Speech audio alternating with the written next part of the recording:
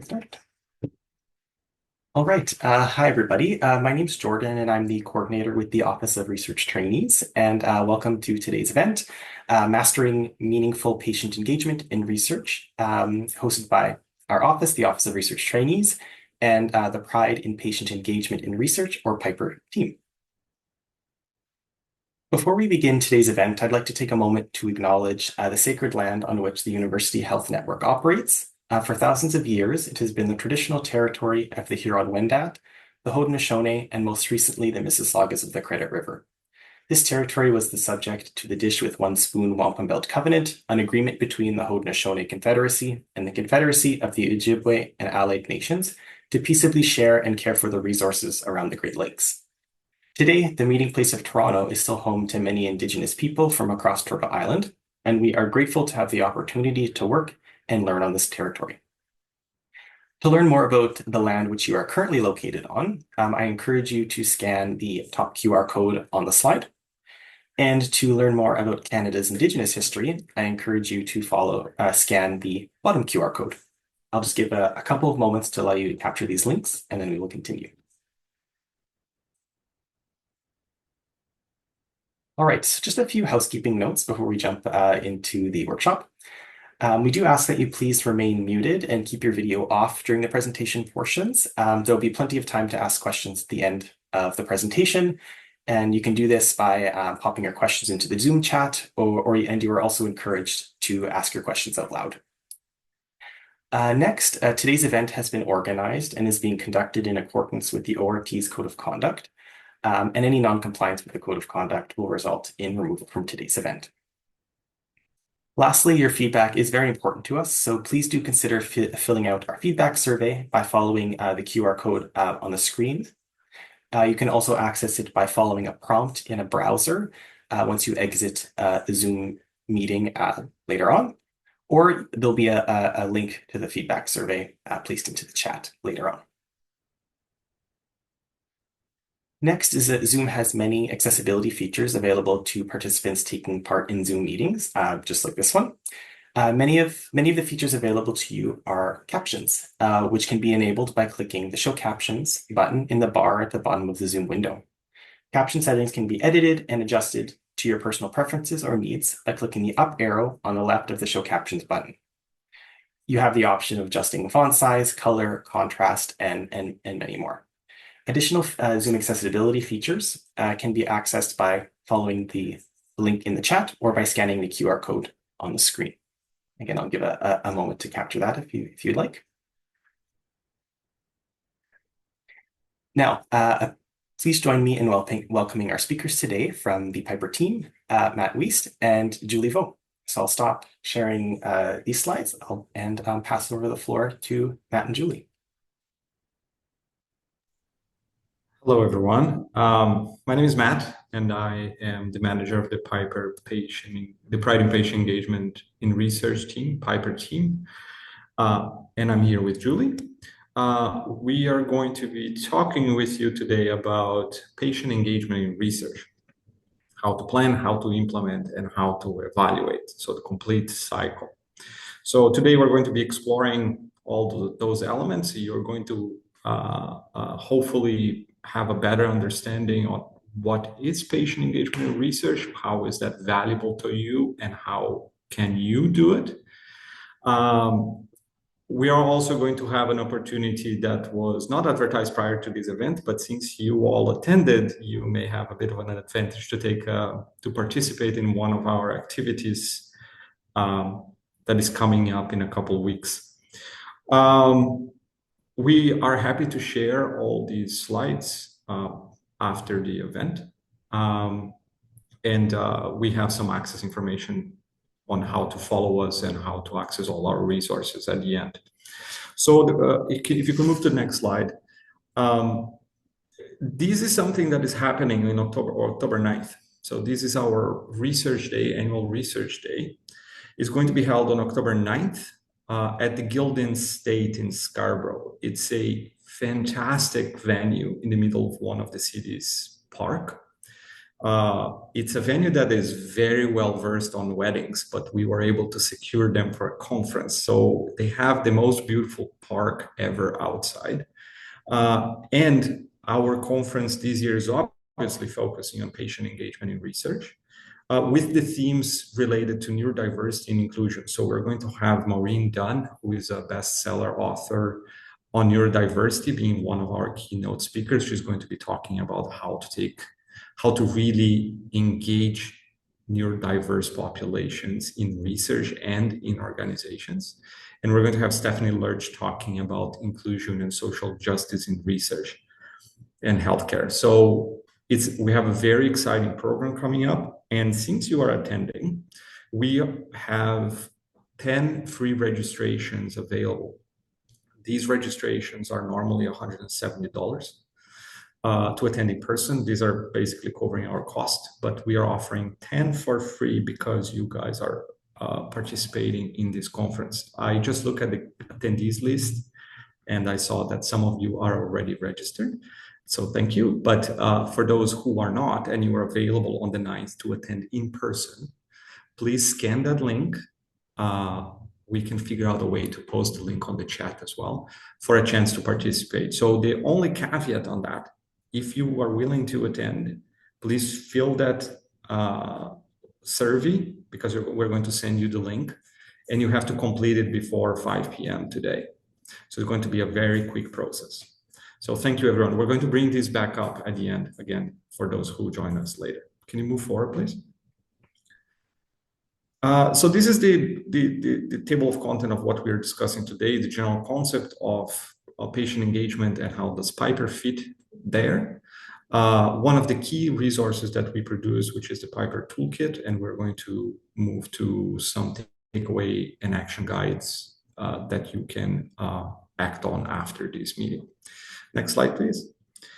So if we think about one of the key elements, because we are part of UHN, one of the largest hospitals in North America, in the world, top 3 worldwide research hospital, training hospital, and so on. We are part of something that is a learning health system. In general, a learning health system is something, if you look at our concept on the left there, is something where data, knowledge, and practices and policies act in a cycle to guide what happens in the healthcare system. So this is data informing how many beds we have in a hospital, translated to the knowledge of the administrators of how many beds we have, plus how many patients we receive, to adjust practices to serve this population well. Because we are in a research hospital, we added in the center an external part of that wheel where the research, knowledge, and innovation and practices feed into that learning healthcare system and to inform where the healthcare system should be going from a state-of-art perspective. What is the best thing that currently exists to drive this learning health system? If we think more broadly, a crucial element of the healthcare system are the patients. We cannot exclude this from this equation, either from participating on the research or participating in the decisions that are made regarding care. So this is where this is where patient engagement, at least in research, becomes a crucial portion of that wheel. So if you move forward, the next slide.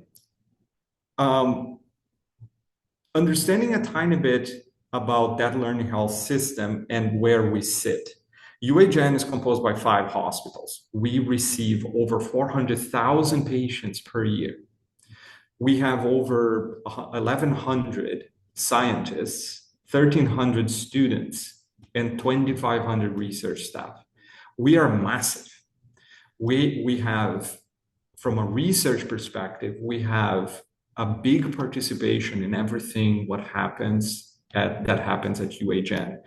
And to understand where patient engagement and the need for patient engagement comes from, we have to understand where money comes from and where decisions are made.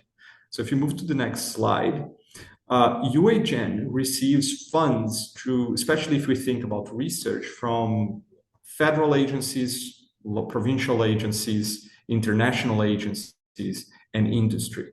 So the top three are government, and the other one is private sector. So this money totals to over $500 million per year. It's a very large amount. We take a big cut of all the CIHR and federal money. And we cannot forget that a lot of the money that comes to UHN also comes through the UHN Foundation, which is either donations or philanthropy. So if you go to the next slide, please. The interesting thing about all these funders is that they are moving towards the same direction. We have to have end user input in whatever we do. We have to have public accountability to where public funds are spent. All of these institutions are following the Declaration of Research Assessment, which recognizes the need to improve the ways in which researchers and the outputs of scholarly research are evaluated. So this is where patient engagement in research, that's where the need and the drive to implement it comes from. So we cannot do research without following the guidelines provided by these funding agencies. That's why we have to think about it. That's why UHN created, if you can go to the next slide, our initiative. So the strategic plan at UHN, one of the branches is about patient experience. And within that, we have the Office of Research, which is led by Dr. Brett Wouters. And that's where we sit. We sit under that VP office. So we are a UHN-wide initiative that is trying to create the cultures and policies related to patient engagement in research. So what we are trying to have here is a place where we have authentic engagement, not tokenism, where we have education and training, where we have appropriate and standardized compensation practices, where the outcomes that we produce related to patient engagement are transparent. And at the end of the day, we have an institutional culture where patients are engaged in research. If you can move to the next slide. So what is patient engagement in research? Next slide, please. So when we talk about patient engagement in research, we tend to talk about persons with lived experience. That's a common terminology used in the field. So this means patients. So this is a person who has experience in a health condition. They may live with that condition, or they may have experience interacting with the healthcare system.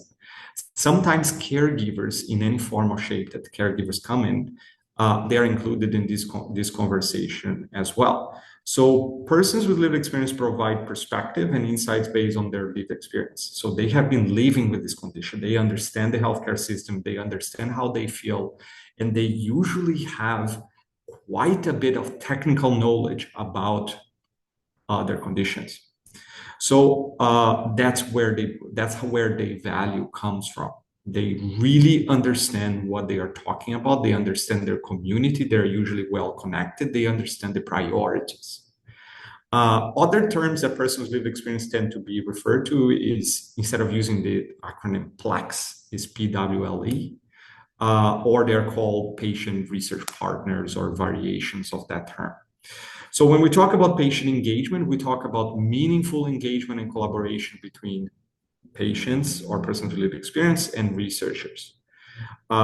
These public involvement sometimes is called patient and public involvement, or again, can be used all the patient engagement in research terminology.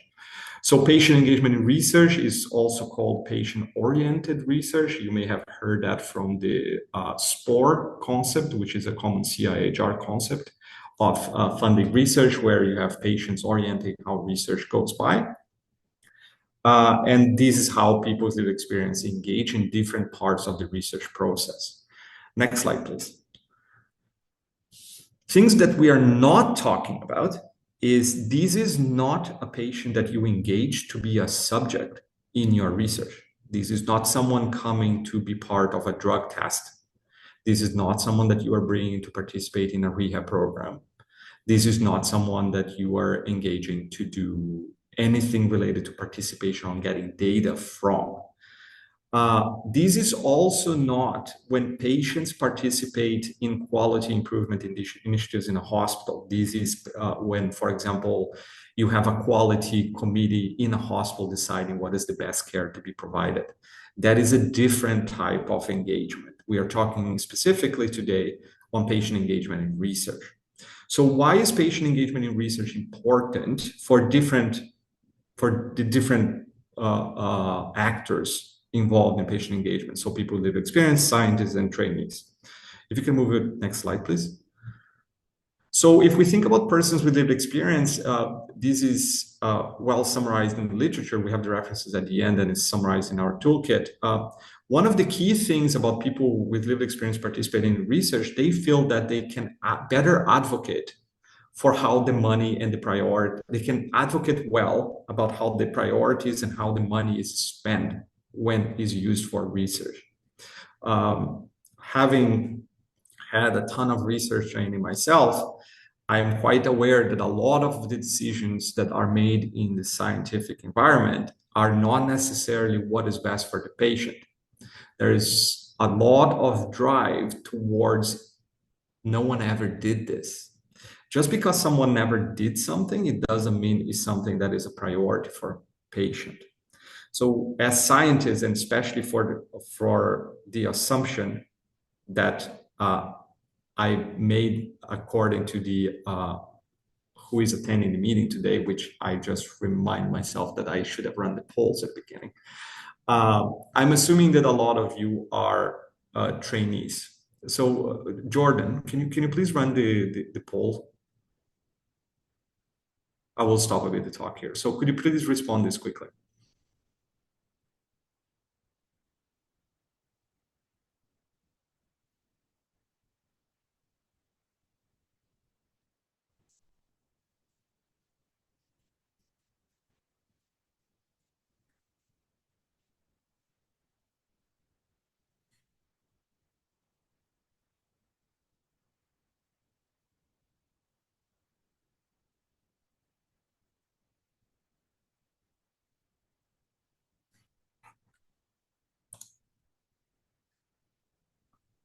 You can pull up the results whenever you feel ready, Jordan.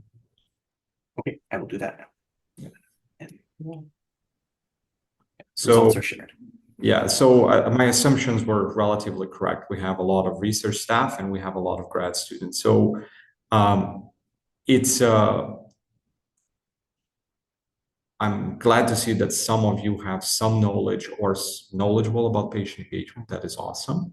And have about 50% of you already used patient engagement in your project. So that is pretty good. So when we think about persons with lived experience, it's important that we start to drive the priority toward what are their priorities, not what was published and what was not published. What is new and what is not new is about importance to the final user. So when people with lived experience participate in this process, they think they can help to drive these priorities. They participate in the research activity, so they learn about the research process. They understand how these outcomes can be used. They develop skills and knowledge that may be new to their understanding about the conditions that they live with. And they become more confident about themselves on understanding what they live with and how they can manage it. If we move to the next slide, please. If we think from a scientist or researcher's perspective, it's really important to engage persons with lived experience because we increase the relevance, the quality, and the outcomes of our research. We better understand the priorities of the person with lived experience because they are the ones telling us what it is. We increase the participation and enrollment and retention because once people with lived experience that you are aiming to recruit to be part of your study, they see that part of your committee have their voices embedded in, it tends to improve enrollment and participation overall in the project. So that by itself should be a huge drive for researchers. It strengthens relationships and broaden the impact and application of researchers, of the research findings. Another crucial element in all of this, all funding agencies are requiring it. So if we don't understand how to do it, we reduce our ability and success rate in funding applications. That is valid either for salary, like a postdoc salary or a grad student scholarship or something like that, but also it's valid for operating funds. If we move, next slide, please. And if we think about the trainees, this is your chance to position yourself as a leader in the field. When you start to move grad school from a master's to a PhD, PhD to postdoc, postdoc to trying to get an academic position, showing that you have this experience and expertise and you know how to do that properly. You know how to describe that in grant applications. You know how to actually implement it. You know how to evaluate it. You know how to build networks and relationships. You are much better positioned to move forward in your academic role. Next slide, please. So now we're going to move towards the Piper Toolkit, which is a toolkit that we developed that is not something that reinvented the wheel. This is not a lot of new content that was generated, but it was a lot of effort that was implemented by a large group of people, including persons with lived experience, to centralize information about how to do this engagement, how to plan for it, how to implement it, and how to evaluate it. So Julie is going to be walking you through the Piper Toolkit for the next 20 minutes or so. Thank you, Matt. Next slide, please. So the Piper team, along with many of the scientists, research staff, and trainees, and patient partners, have collaborated to develop this toolkit. And this toolkit specifically provides advice on how to build these meaningful partnerships between people with lived experience and research teams at UHN. So, for example, the toolkit defines concepts related to PER, and it also describes the roles that Plex can play in research and identifies training resources specific to the roles that individuals can play within research projects, programs, departments, or research institutes at UHN. And lastly, we'll be going over some planning, implementation, and evaluation tools that you can use to kind of evaluate the success of patient engagement and research in your work. And next slide, please. So before any engagement can begin, scientists must consider the roles Plex will play, the intended nature, duration, and the level of engagement, and lastly, the compensation structure. So engagement can occur across one, some, or all phases and types of research. And specific examples of these activities for people with lived experience in the planning, doing, and sharing of research involves identifying research priorities, helping to develop the study protocol, or leading the research itself, and next is carrying out recruitment and consent, or helping to collect data and analyze it as well. And lastly, sharing the research involves informing participants about the study results, disseminating these findings, and applying the research findings. And moving on to the next slide. The levels of engagement can be seen as a spectrum, as you can see in this figure. So the higher the level of engagement, the more influence people with lived experience have on the research process, decision-making, and the outcomes. And there are many ways scientists and their teams can engage people with lived experience and to assure that their comfort, their preparation, and their ability to participate in meaningful PER. So it's kind of important to ensure that PER is tailored to each set of circumstances and each person or group of people with lived experience.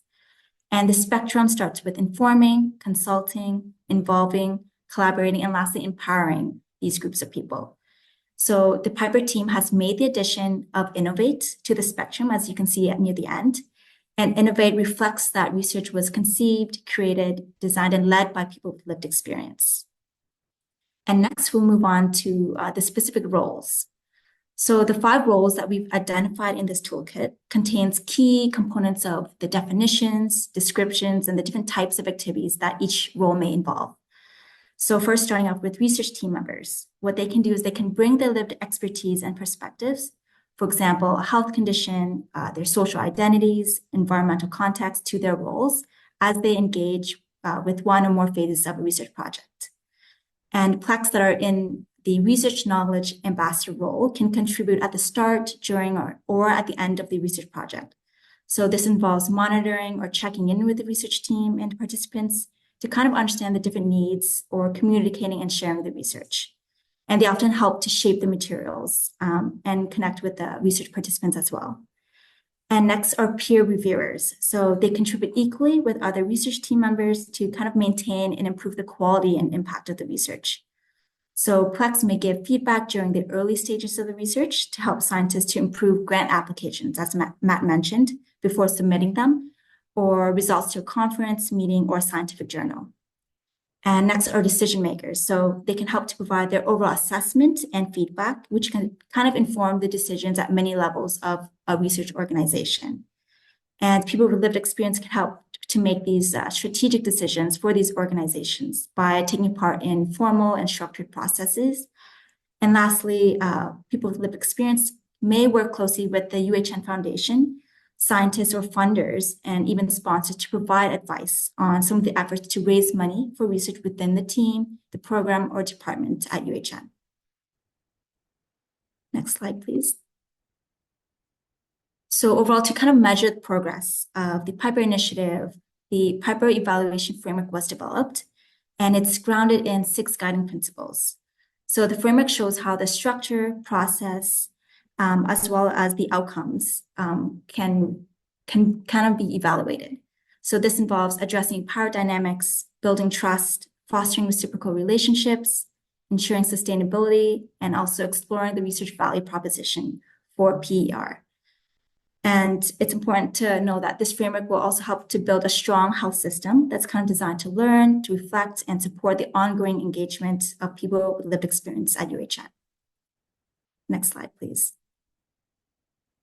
So when collecting this information, we need to consider the need for shared decision-making that ensures people understand why the data is being collected and how it's being used. And it's important to reflect people's values and preferences and to protect their privacy and confidentiality and the logistics as well. So some of the questionnaire categories that we will be collecting would be, back another slide. Yeah, there we go. Would be the preferred language, place of birth, for example, race, ethnicity, disability, sex, gender, sexual orientation, education, and housing questions. That would be a form for the minimum data set. Next slide, please. So indicators. So the group of indicators that we collect allows us to kind of understand how the structures and processes of an organization can influence the desired outcomes. So what exactly are structure indicators? They help to measure the characteristics of settings in which research engagement occurs, such as the material and human resources. And process indicators helps to measure a program's patient engagement in research activities and direct inputs to assure a specific research activity. And lastly, outcome indicators helps to measure whether the program is achieving the expected effects. So for scientists, research staff, and trainees, it's important to kind of complete the recommended training before engaging Plex for the structure indicators. And then research teams should use the UHN toolkit to kind of guide that engagement. And then lastly, research teams should implement the recommended tools to evaluate the patient engagement in research. And as you can see in this table here, it kind of outlines when to use each of the tools as well. So for Plex, it's important for them to receive recommended onboarding and training at the beginning of the project. And throughout the project, they should feel valued and supported by patient engagement research. And at the end of the project, at the end of the term, or when they choose to end their engagement. And lastly, they should complete evaluations immediately after completing the engagement component of their project. So moving forward, now in terms of the planning engagement tool. So in the toolkit, you'll find that there will be 2 templates for you to include Plex in the conversation as early as possible. And beginning with the planning engagement template, the first step is to kind of identify the reason for engaging Plex. So following this, describing your readiness to engage people and to delineate the roles Plex will assume in the project. So it's very important to kind of articulate the purpose of the engagement and outline the types of lived experience and perspectives required on the team, and subsequently specify the commencement date of the engagement and the methodology of engaging Plex. And lastly, kind of describing the approach for identifying potential Plex for recruitment. And we kind of screenshotted an example of what the template would look like. Slide, please. So after planning your engagement, you will kind of need to implement your strategy based on best practices. And the implementing engagement template will help you walk through key areas and strategies. Some examples include communicating clearly and consistently to help all members of the team work better together, being transparent about the expectations to help prevent any misinterpretation, and to improve the collaboration experience. So having conversations about training and support to tailor the approach according to the individual needs of people with lived experience, and building that relationship on trust, respect, and transparency is very important for a meaningful partnership. And lastly, compensating Plex fairly for their engagement helps to kind of acknowledge their value and contributions and advances equity. And lastly, monitoring, checking in, and evaluating patient engagement to help the team retain these partnerships and understand what went well and how the team can improve moving forward. Next slide, please. So it's important to measure the meaningfulness and impact of patient engagement research from the perspective of people with lived experience for scientists and the research community. So when measuring engagement, it can help to inform the development of best practices, build research capacity among networks of people with lived experience, and allow research teams and organizations to assess their performance.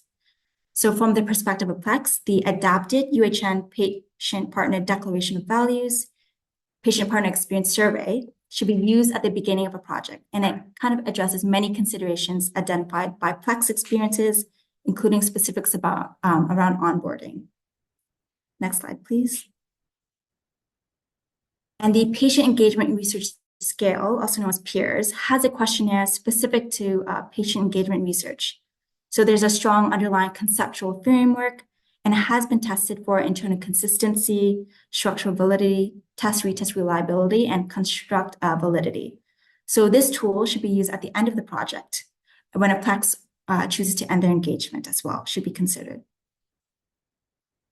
Slide, please.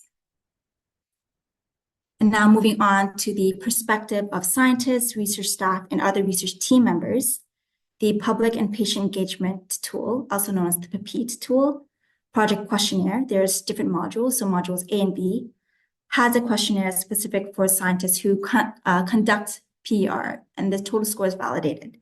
So this tool should be used immediately after completing the engagement component of the project. Next slide, please.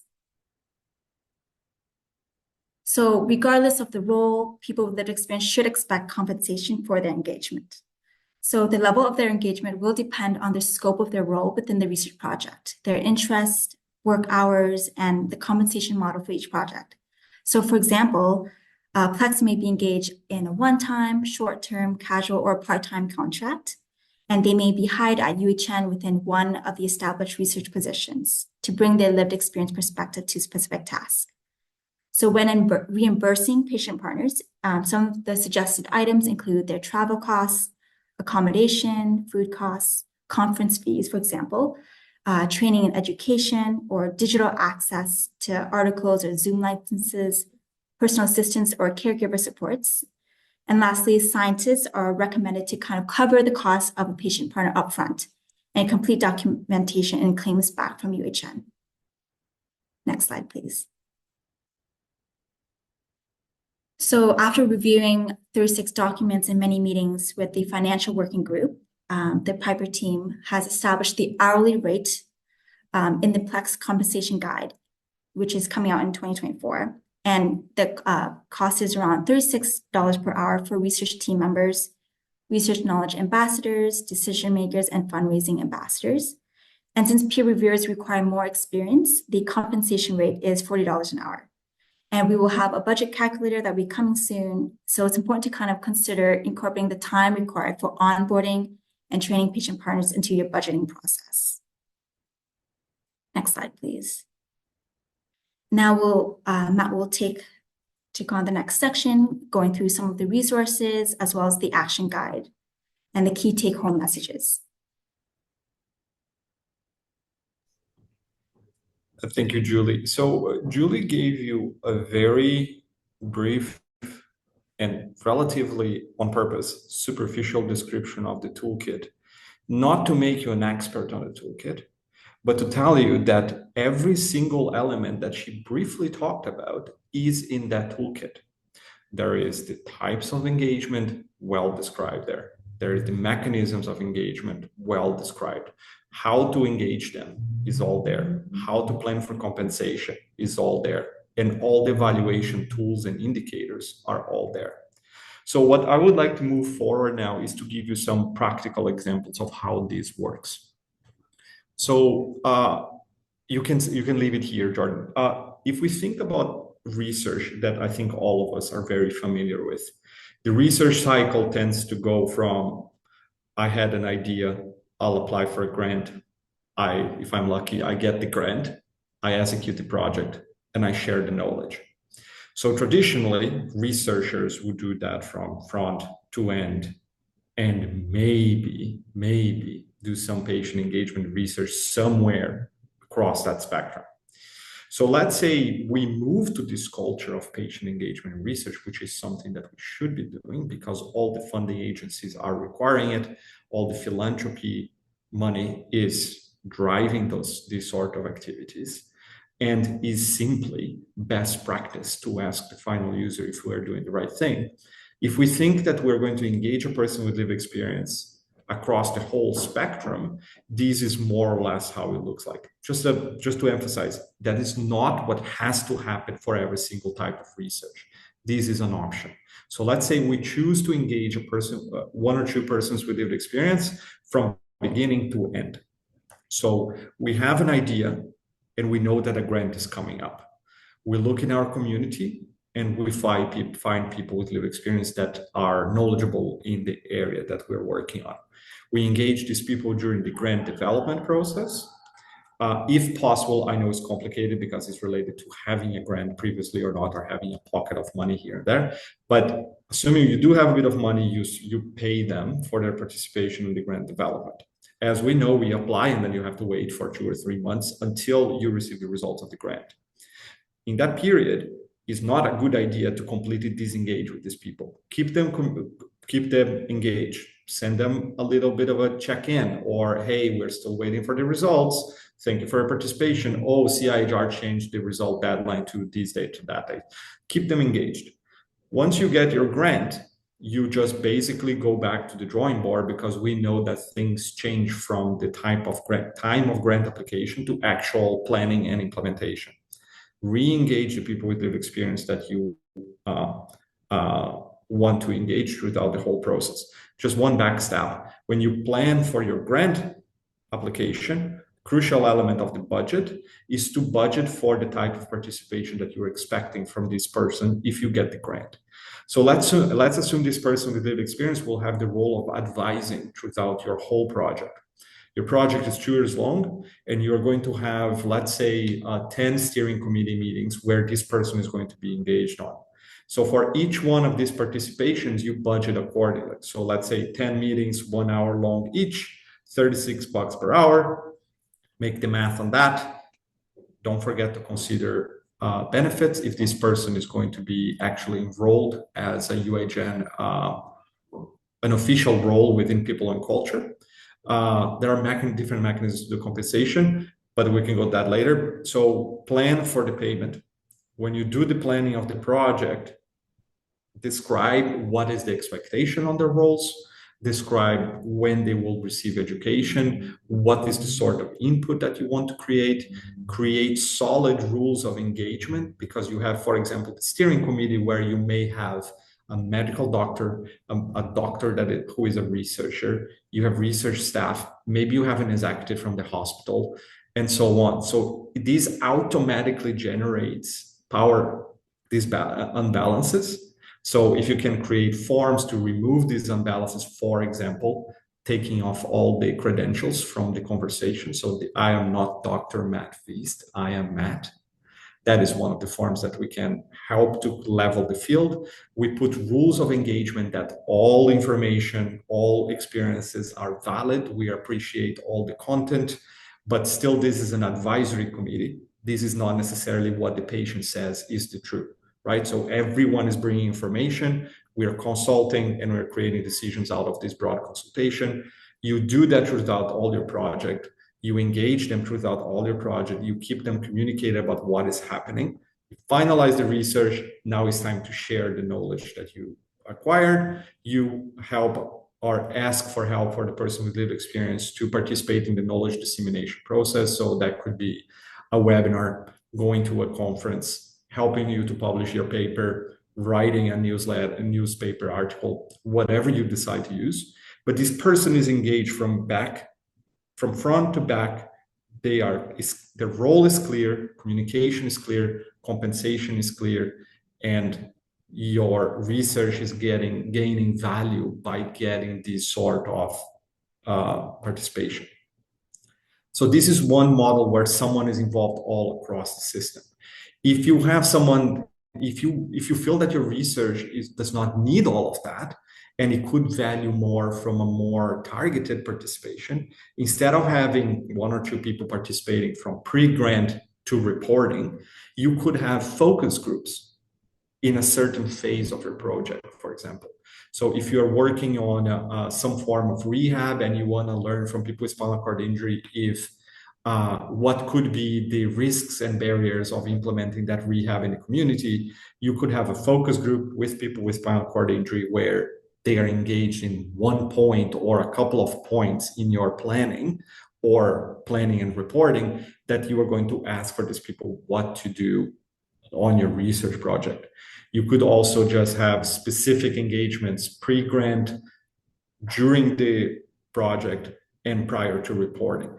So you can choose accordingly, looking at that spectrum that Julie showed you on what fits best your budget, your needs, and the availability of people with lived experience. So you choose that according to your needs. Jordan, do you want to go to the next slide, please?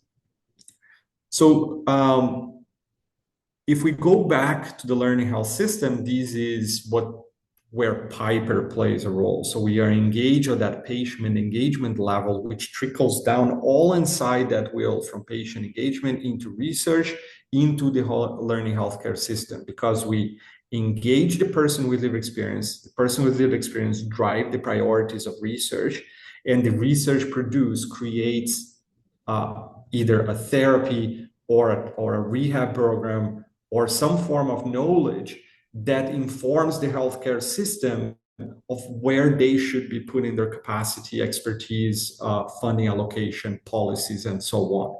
So this is where the learning healthcare system with patient engagement in that wheel becomes fundamental. Next slide, please.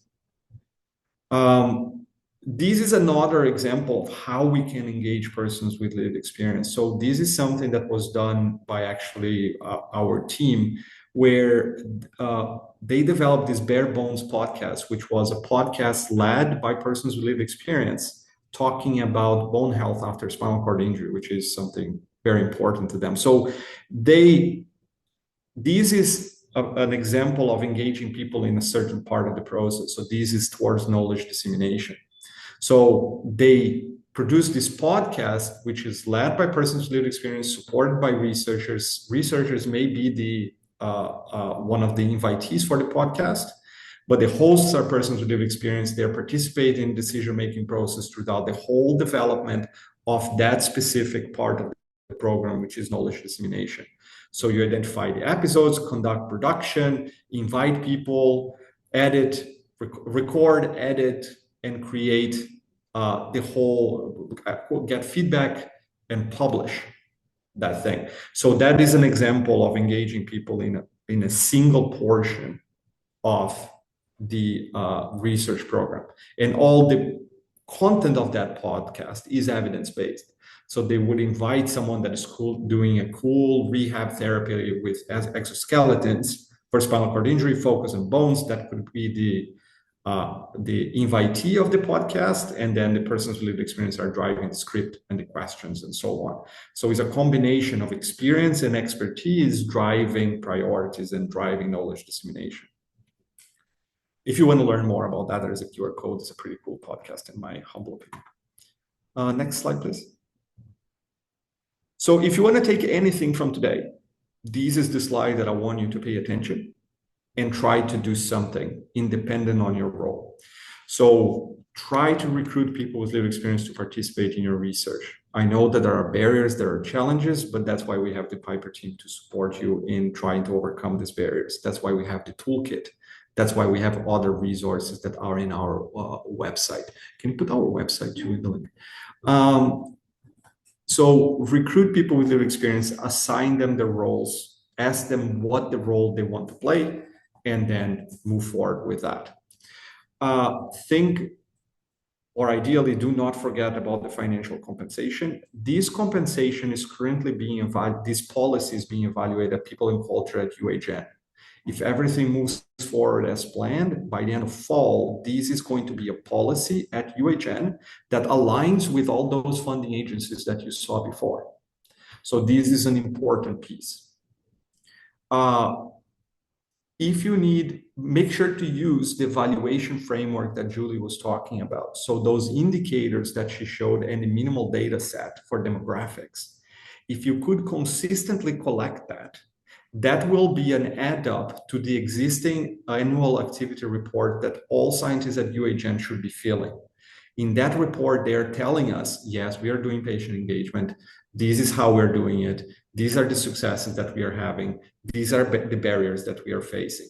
If we align that with consistent use of a standardized framework for evaluation, which is what Julie showed you, which is on the toolkit, at the end of the day, we'll understand why and how patient engagement in research is being done, what are the successes, and what can we improve.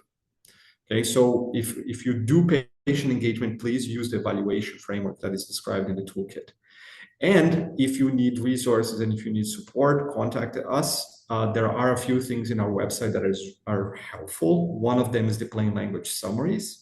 So this is a type of writing and approach for knowledge dissemination where language is a facilitator for knowledge dissemination. Instead of using technical language and the traditional abstracts that we use, we have plain language summaries instead. We are developing a website that should be coming live next month, summarizing a bunch of research that happened or will happen at UHN. Please use this knowledge to improve your ability to receive CIHR grant application, to increase your success in grant applications independent from where they are. CIHR is a huge target for a lot of us. And we have monthly communities of practice, which are webinars led by people with lived experience, with external speakers sharing their expertise in patient engagement and research. Next slide, please. Here is a little bit of a blurb about the communities of practice. We have one scheduled for October 30th, if I'm not wrong. Next slide, please. This is where we have some information on the intranet about the plain language summaries. There is a training, there's an e-learning module there. You have to be on the intranet to access that. It's part of my learning. So we'll share those slides. You can all access these later. Next slide. Again, this is your opportunity to participate in the research day. So if you were not here at the beginning, here, scan this link if you're interested in receiving a free registration to attend the Piper Research Day on October 9th at the Gildan State in Scarborough. So this is for in-person only at the Gildan. You have to be able to register before 5 p.m. today and is attended in person. So if you're interested, this is worth $170 if you registered, if you paid your own registration. So we have a few spots available if anyone is interested. Next slide, please. This is how you reach.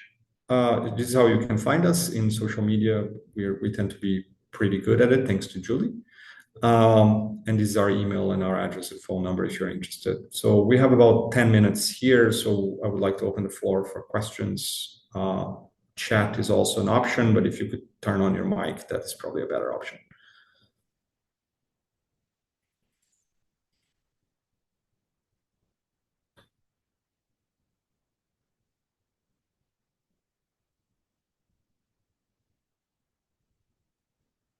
I have a question if I can start it off. Any questions, comments? Yeah. Okay, yeah, I have a question if you don't mind. I guess so there's just to understand, I guess, how patients can be involved in just all kinds of aspects of research, I guess in a from a like a basic science or like a wet lab research perspective, when people are looking at, like how genes are being expressed at the cellular level or like, proteins are being interacting and things like that. How can you explain a little bit more of like how patients may be involved in that style of research? Sorry, can you repeat the question, please? Just like there's a lot of people at UHN doing like basic research, and I did too in a past lifetime, but just like in research where they're looking at how I don't know, just examples of like gene expression, proteins interacting, stuff like that. Can you explain like how um, patients can be involved in the processes in that style of research? So I think this is one of the pieces where not necessarily a person with lived experience will fit in the whole spectrum of the research process, right? So we all hope that the research that we do at some point will have an impact on the final user, even if it is a cell level or gene level research. We hope that at some point that is going to drive some optimization in either clinical care or therapies, right? So having conversations with people with lived experience, and even if it is only at an educational level on like, hey, this is why this is cool, this is why this could be interesting to you, this is why we're using public funds to do this, is always best practice. So I think there is always room for it, independent of the, let's call it level of research. And what I say level is gene versus clinical research or clinical trials, right? So I think there is always room to do that. And even if you're applying for a grant that is talking about the expression of a single gene, there is always room to put a sentence in a grant application on like, I understand from a personal lived experience perspective, I appreciate this research. I hope this can move forward because at the end of the day, if we can better understand this gene, hopefully in the future, this will drive better therapy or the drug development or something like that. There's always room for it. It's just about thinking how and when on the research process that will affect. I know that sometimes it can be very far-fetched down in the road when that may happen. I still think it's important to include the person with lived experience in the whole process. Does that make any sense? Does that resonate with anyone? Thank you.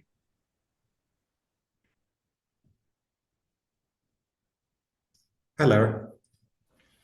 Hi, my name's Lara. I'm a person with lived experience and a health system administrator in BC, but I used to work in Toronto and have been a patient at UHN for a long time. So I just want to say how fantastic and just like completely phenomenal I think this work is.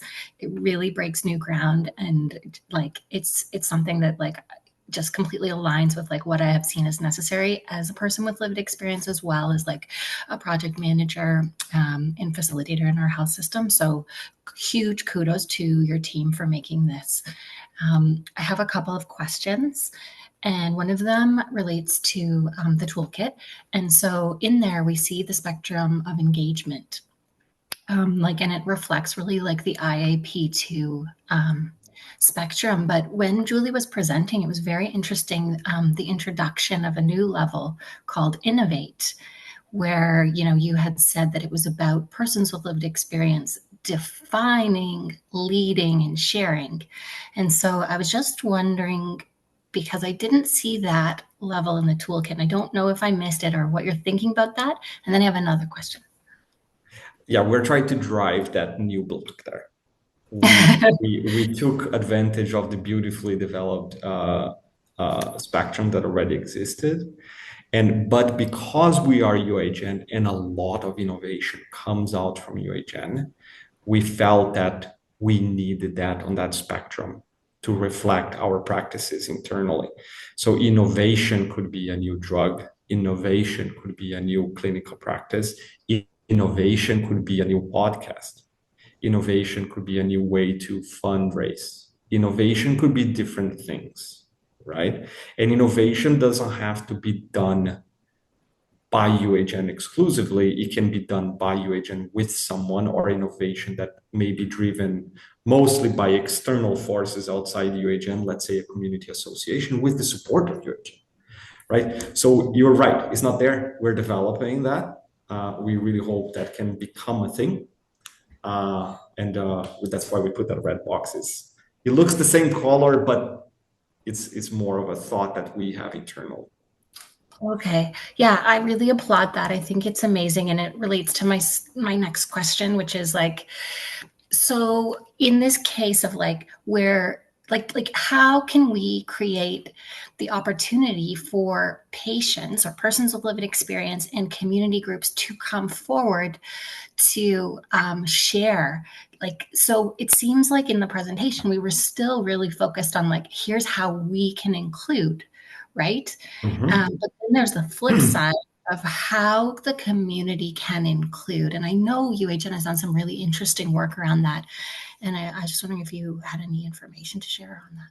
That is a fantastic question that we can take many routes to answer. So, for example, one of the ways that we have been working very hard behind the scenes is the simple, let's call it the simple design on how persons with lived experience can say to UHN, I'm interested in doing something with you, which is from an individual perspective. So Lara is part of UHN, and Lara wants to be a person participating in our research as an advisor. It sounds that is very easy to do, but it isn't. Because when you start to think about how do people register, do they go on Epic? Is that a primary care doctor that has a mechanism? Is that something that Lara can go by herself and do it? But then Lara doesn't have digital access to technology, doesn't have internet. How can she join us? Is there a paper form somewhere that she can do that? Okay, so let's say we figure that out. How about ethics? What are the ethics policies in place that we have to respect? So Lara's privacy is protected, Lara's rights are protected, and so on. And following all the ethics regulations on research, if you go to clinical trials, it becomes even more interesting. And then, okay, so now we have to pay her. How do we pay her? So I bet someone will put a hand today. How do we pay her? Because they know that the processes at UHN can be quite complicated actually to pay someone. If it is more than $500, we are getting in the way of ODSP, because people cannot make more money than the disability plan pays them. There's certain amounts that you cannot cross. If you cross, they get T4s for taxes, and that influences their benefits. And how do we do that? So all those things it becomes very complex, and this is a bit of an issue of being at UHN because we are big, we are accumulating a ton of policies that are behind us. So yes, we do have to do better on that. So the other route to answer that question is what we are planning moving forward. So one of the things that we are trying to introduce is this concept of a network of networks, where people with lived experience will have their own, let's say, mechanism to engage, talk with each other, generate their priorities, join the things that they want at UHN, and tell UHN what is important to them. We are working on that concept. That is our strategic plan for the next 5 years. So I'm not guaranteeing an immediate response or even an immediate implementation, but we are thinking about it. Does that make sense? Yeah, thank you so much. Amazing. You're welcome. Was there a couple of questions on the chat? No, there was Mary. So Mary has commented, Mary A, this event is being held in Scarborough, an area with a lot of diverse people who may actually not be reflected in medical research. Thank you for doing this training. Hopefully we can get more people involved. You are absolutely correct. That was a bit of a drive because there is a new faculty of medicine in Scarborough. there is a lot of population that we understand that do not participate in quality improvement or research at all because of many reasons. So that is good. More community participation. Yeah. CAMH has fantastic PR, patient engagement program. They are heavily participating in our conference, so we are very appreciative of that. We are also appreciative of Ellen Snowball, who has a question there, and she is presenting some work at our conference. And she mentioned that recruitment can be a big challenge too. It is correct. I cannot even answer to you that I have a database if you need someone. I don't have that database right now because we are trying to build all that process to how a person with lived experience can say, put their hand up, hey, I want to be a part of this, right? Because we will need some basic data sets from that person to understand who they are, what they want to do, what is the level of engagement they're comfortable with, what are their preferences, needs, and so on. So, yeah, non-academic audiences still struggle a bit with sharing and participating. We have to do better. We are hoping to produce some educational materials as we move forward. We are already in the process of doing some with the plain language summaries, so we hope that can help some of this issue. And training, lots of training and education. Jordan, I know that we're over time here. Yes, we are at time. So I guess if there aren't any other questions, we could wrap it up. But for those, and also to respect everyone's time, I just wanted to thank everyone for coming today. And thank you, Matt and Julie, for this great discussion. And again, as is posted in the chat, please do fill out our feedback form. We'd greatly appreciate that. Yeah, thank you for opening this time for us. We truly appreciate the invitation. And if anyone wants to reach out to us, you know where to find us now.